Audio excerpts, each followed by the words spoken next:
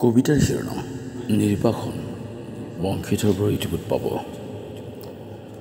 আৰু নষ্ট হ'বলৈ নিদিবা সময়বোৰ, বিৰহত নগৰিবা নিজে। তোমাৰ অমনোযোগিতাই তোমাৰ এই পুষ্টিকৰ সময়ৰ ভ্ৰূণক হত্যা কৰি গৈছে। হাঁহি উঠি যায় মোৰ, বতাহে কোৱা তোমাৰ শুকান চুলি যেতিয়া অলাগতিয়াল উত্তেজনাত ধুখৰিত হয়। সবল তোমাৰ দুহাতে যেতিয়া অকৰ্মণ্যতাত ভোগে।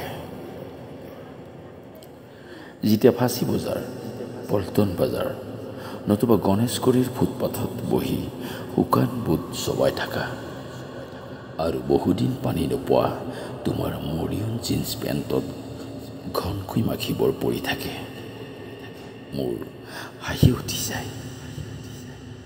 বুদ্ধিমান দৃষ্টিৰ পৰাজয়ৰ ছবি চাই চাই মই তোমাৰ কাষেৰেই পাৰ হৈ যাওঁ। অকল দৃষ্টিৰে পথাৰক গৰ্ভৱতী কৰিব পাৰি জানো? শূন্যত এক ৰেখা টানি বান্ধিব পাৰি জানো ধুমুহাৰ গতি? এতিয়া মই সংস্কৃতিৰ পথাৰত কঠীয়া সিঁচিছোঁ। বহি যোৱা নৈৰ কল্লৰ ৰাতিৰ নীৰৱতাত সাৰ পাই উঠে বুজি পোৱাৰ সমস্ত কৌশল। নিৰানন্দৰ মাজতো গুজি উঠে আৰ্তনাদৰ পৰিচ্ছন্নতা। এক পৰিপক্ক চেতনাই লৈ যায় মোক এক বায়বীয় অসীমতালৈ। মই উৰি ফুৰো আৰু দেখোঁ সকলোতে মোৰেই ছবি।